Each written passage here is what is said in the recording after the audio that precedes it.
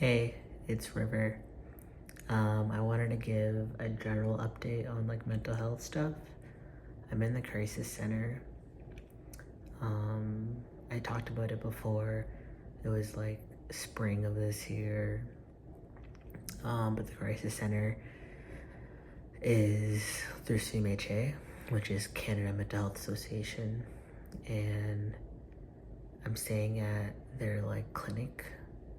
I don't want to say what it is because I don't know if my city is the only one that has it. I'm assuming it's not, but I'm trying not to have like my personal information out there, so I'm trying to withhold as much appropriate information as possible. But through CMHA, the crisis center is like a walk-in clinic where you can speak to social workers or social service workers, and kind of like have crisis counseling in the moment. It doesn't have to be like intense crisis. Like sometimes like today I come in just because things aren't going good, but I'm not like suicidal or anything. Well, I am suicidal, but I'm not like actively suicidal. Like I don't have a plan in place or anything. So that's where I'm at. What's been going on is there's a few things. So if you've never heard, this isn't, so let me introduce the channel real quick. So I am the host of a system. A system is a collective group of identities, altered states of consciousness, whatever you want to call it, in one body. And so that's what a system is. It's through dissociative identity disorder. It used to be known as multiple personality disorder. The host is kind of like the alter in charge of daily living and daily functioning the most. So that's my role in this system. I don't even know why I went on this tangent, but and I think something about not being suicidal, but I don't know. But that's it. Oh, so this channel, that's what I'm saying. This channel is not supposed to be an educational type of video. Like, don't ever take one of my videos and think this is a learning tool or material.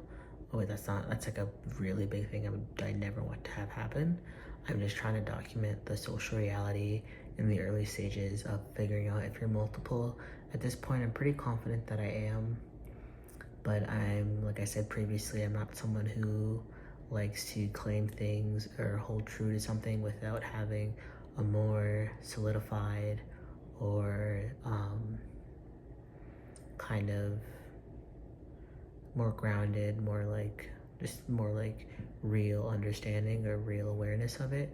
And through that, for my own personal journey, is a clinical diagnosis, and it is something I'm working on with my psychiatrist. So there's other videos that me and my elders have posted going into more details about that. But honestly, I don't record, like records are, I don't plan my videos, so I'm at the end of the video I might be talking about the AD stuff, but that's not the intention of why I'm recording this one. So sorry, that was 3 minutes of me just talking about the channel and everything, but that's that. I'm gonna go back to why I'm here at the crisis center and what this video is supposed to be about. So one of the things I think I'm doing is invisible self-harming. If you don't know what that is, I don't think it's anything that's like written about in like peer-reviewed journals or anything, or if it's clinically understood or recognized, but it's more of a like concept at this point, I believe. But it's almost like negative maladaptive coping skills or behaviors with the intent of, whether consciously or subconsciously, causing harm to your body or your well-being. And I think I've been doing that. It's like a new awareness of mine. Granted, these behaviors, when I'm in a period of an episode of being unwell, have been in my past, I believe, but this time around I'm thinking they're definitely like invisible self-harming. So I'm gonna go into details about what some of those are. So one of the things, I think I'm developing an eating disorder, like very like I'm just like now starting to understand I'm having disordered eating habits, or unhealthy, I should say, eating habits. So I'm not trying to like throw it out there that I have an eating disorder. I'm just saying I'm like now thinking that something is like not right with my eating.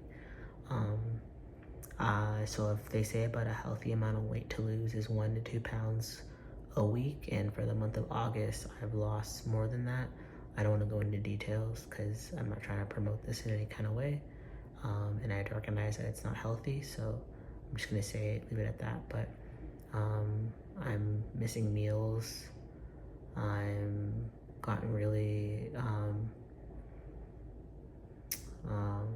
like intense about calorie counting and stuff. So that's something that I'm working through, and I've spoken to my workers about that. And I think I'm doing it. It's definitely like ED is eating disorder, just to make that clear. It's definitely a problem that's wrapped around body image, I would say, and not necessarily a healthier lifestyle. Although some of that is true, I definitely was going down an unhealthy route, just with my lifestyle, like lack of exercise, lack of healthy eating and whatnot. So it's definitely things were getting unhealthy there, but now I think I've turned it a different way of unhealthy because like I said, I'm calorie counting. I'm like being so strict about what I allow myself to eat. I'm often choosing to miss a meal, and I'm losing, like I said, like over the healthy ratio of the amount of weight you should lose. So I hope that wasn't triggering because I didn't do a trigger warning ahead of this. I'm really sorry.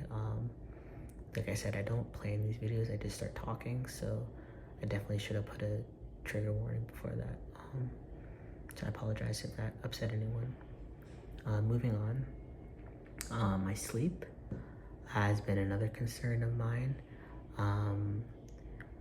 My doctor and my clinician, who's like my nurse, who's the caseworker at the mental hospital I'm a patient at, they've been trying to figure out if it's like mania. I don't think it is. But I have a hard time resting. Like when I'm at work, I don't want to just relax. I want to be go, go, go, go. When it's time to go to bed, I'll give myself like a 1 minute window. And if I'm not suddenly asleep, I get up and I'm like, well, not tired then. And just kind of won't allow myself to actually, like before when I would like have a generally hard time sleeping, I would at least lie in bed all night and maybe not sleep, but I would like try to rest during the night because rest is almost as good as sleep, they say.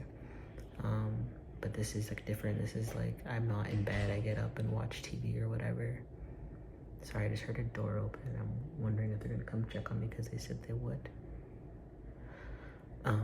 Anyways, yeah, so I'm like not allowing myself to like rest properly and get the recovery time that my body needs.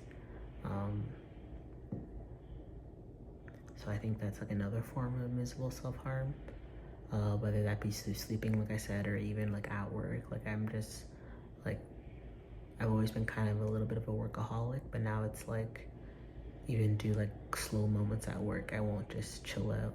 It's gotten better over the last few days, I will say, but there was about like a 2-week period there that I was like, people were like even noticing like, oh, you're really on top of your game and stuff, and I'm like, and at the time I didn't realize, but looking back now, I'm like, well, yeah, I was like not allowing myself to rest. So that's another concern of mine. I started smoking, so I smoked cigarettes for 5 years, then I quit for 4 years, and then maybe like 2 weeks ago I got back into it, and I was smoking like a pack a day for like a week and a half. And I quit that again because it was such for a vain reason, but my fingers started turning yellow and I didn't like that anymore. Not that like there's anything wrong with like visible physical signs of smoking. Like I'm not trying to shit on that or anything, but like when I saw it on myself, I was like, hey, this is like clearly a sign that I'm doing this way too much. So that's what I mean, like that's honestly like that scene now, my finger was like, oh, no more. But there was also like I was waking up coughing, I had a lot of phlegm. Like every time I coughed, I was wheezing way more. I had to go back to using my inhaler consistently.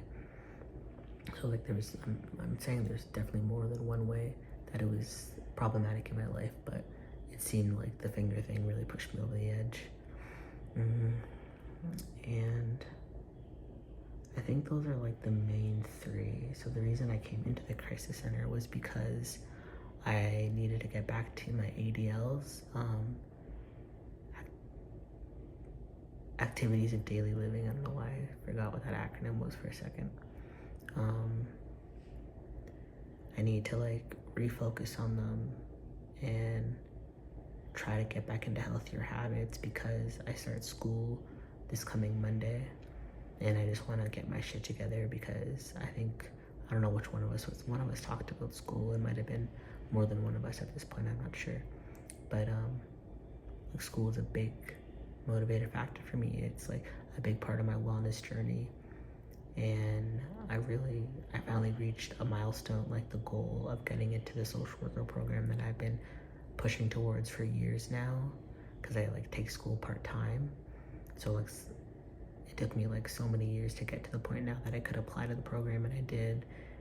And I just don't want to fuck that up, you know? Like, so that's like a little update. I'm not really sure what else to say. I think I'm probably gonna film another video as like a part 2 to this, maybe later on tonight or tomorrow, just kind of talking about how my like actual diagnoses are exasperating these like invisible self-harm, unhealthy coping, maladaptive like strategies that I'm doing. Yeah, I'm losing it. I'm losing my ability to stay on a train of thought right now, so I don't want to drag this on, but I hope this video was helpful. Not helpful. Why would it be helpful? I don't know. I don't know why someone would watch this, but if you did watch it, I hope you liked it. So thank you. Bye.